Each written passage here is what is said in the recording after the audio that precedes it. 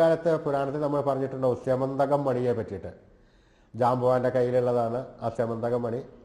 ശ്രീകൃഷ്ണ ഭഗവാൻ ആ സ്യമന്തകം മണി അപഹരിച്ചു എന്ന് പറഞ്ഞ് സത്രാജിത്തുമായി യുദ്ധം ചെയ്യുകയും മറ്റെല്ലാം ഉണ്ടായ ഒരു കഥകളുണ്ടല്ലോ. ആ മണി, സ്യമന്തക മണി ഈ ഭഗവാന്റെ രഹസ്യ അറയിൽ ഉണ്ടെന്ന് പറയപ്പെടുന്നു.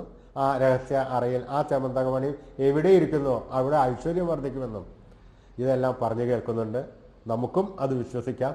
അതാണ് ഗുരുവായൂരമ്പലത്തിലെ സമ്പത്തുകൾ ഇങ്ങനെ വർദ്ധിക്കുന്നത്, അടിക്കടി വർദ്ധിക്കുന്നതും ഭക്തജനങ്ങൾക്ക് വരുവാൻ തോന്നുന്നത് അവർക്കെല്ലാം പ്രാർത്ഥിച്ച പ്രാർത്ഥനയുടെ ബലം അവർക്ക് കിട്ടുന്നുണ്ട്. അതുകൊണ്ടാണ് ഓരോ ദിവസം കഴിയും തോറും ഭക്തജനങ്ങളുടെ തിരക്ക് കൂടുന്നത്. ഒരു സംഗതി നമ്മൾ പ്രാർത്ഥിച്ചു, അതിന് ബലം കിട്ടിയില്ലെങ്കിൽ പിന്നെ ആ വഴിക്ക് ആരും വരില്ല.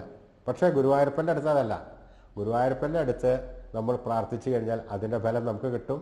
അതുകൊണ്ടാണ് ഭക്തജനങ്ങളെല്ലാം പിന്നെയും പിന്നെയും ഗുരുവായൂരമ്പലത്തേക്ക് ഒഴുകിയെത്തുന്നത്.